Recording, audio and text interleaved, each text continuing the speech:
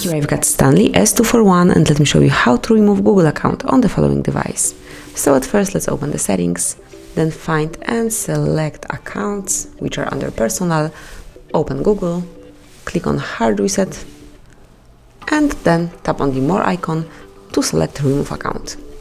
As you can see, removing this account will delete all its messages, contacts and other data from the phone, and if you want to do it, if you truly want to delete all the details connected with your hard reset, in my case Google account, click on remove account. And that's it. As you can see, there is no account from Google here, it's empty, so now you can add anyone. And that's basically all. This is how you can easily and quickly remove Google account from your device. Thank you for watching, please subscribe our channel and leave the thumbs up.